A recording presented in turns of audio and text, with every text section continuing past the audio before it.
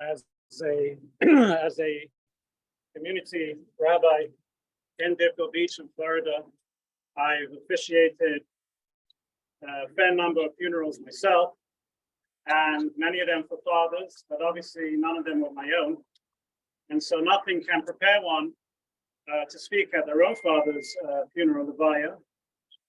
Perhaps that's why I've been a little reluctant to speak. But as I reflect on my father's many life lessons, there's one in particular, and he had many life lessons, but there's one in particular I'd like to share.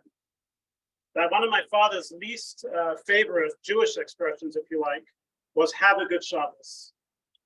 He was so fond of sharing this thought with others that maybe people have heard it, but his mantra was that life is not a passing, fleeting experience that we have. It's a product of what we make of it.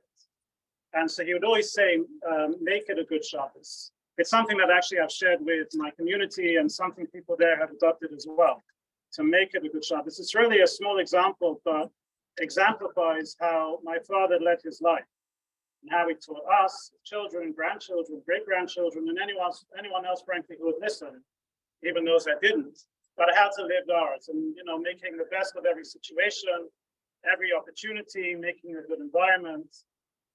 My father had, Baruch Hashem, many successes in life, but he never forgot his humble beginnings. He would always remind us what life was like,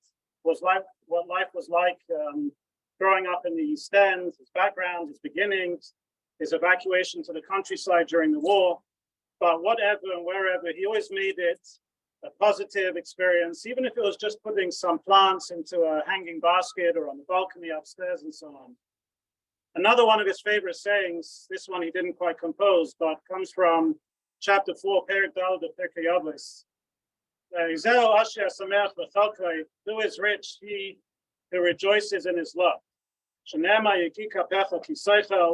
You shall enjoy the fruits of your labor. You shall be happy and you shall prosper. You shall be happy in this world. And you shall prosper in the world to come. And you shall prosper in the world to come.